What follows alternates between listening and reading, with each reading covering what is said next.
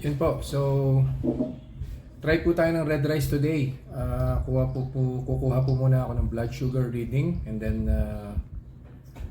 we'll try eating red rice. Red rice na galing po ito ng Iloilo. So, it was given by a friend. So, we'll try it out. Tapos, after eating, same routine.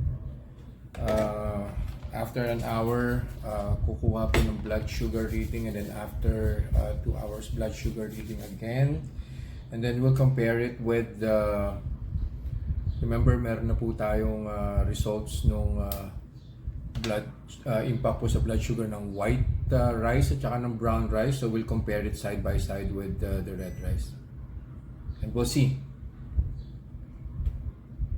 Yan, so hopefully malinaw po yung video natin today.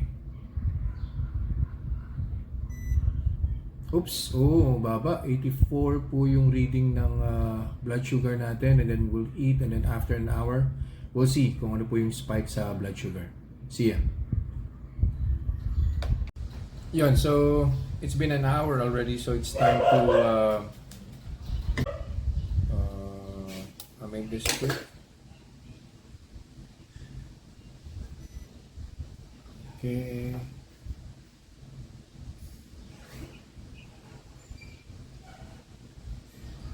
We'll see.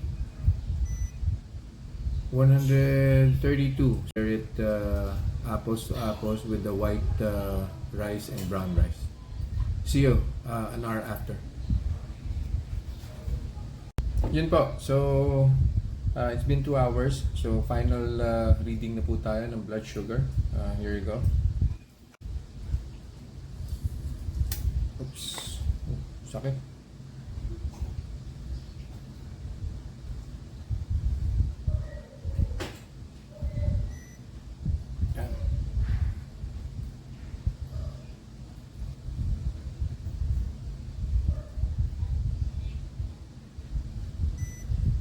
Yan, so ang final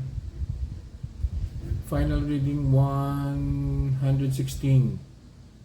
Yan, so balik po ako after several minutes. We'll see kung anong magiging resulta ng comparative table. Yun po, so now we come to a conclusion. Tapos na po yung rice series natin. So we're done with the white rice, brown rice, and red rice. So today po yung red rice. So as you can see on the chart, no, yung white po natin from 104 umakyat po siya to 138 and then ended up at 121. Yung brown rice po natin, though 112 po yung start niya, umakyat po siya all the way up to 180 and then ended up at 144. So that's after 2 hours. Yung red rice natin, mababa po yung start 84. Tapos umakyat ng 135 and ended up at 116.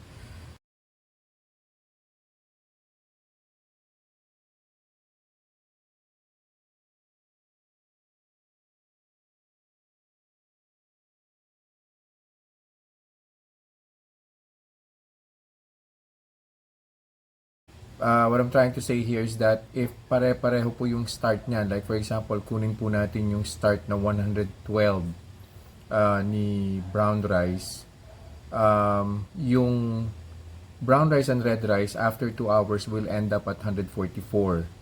Si white rice naman po will end up at 129 if my math is correct. So, ang conclusion po natin dito, no, although based on some articles, they are saying na mas maganda po yung red and yung brown because mas taas yung glycemic index niya. Well, based on our experiment, it seems na halos pare-pareho lang sila. In some instance, parang mas okay pa nga po si white rice. But I think what's important here is we need to keep our rice 1 cup para we could maintain yung 140 and below na blood sugar reading 2 hours after eating. So yun po. Thank you and good day.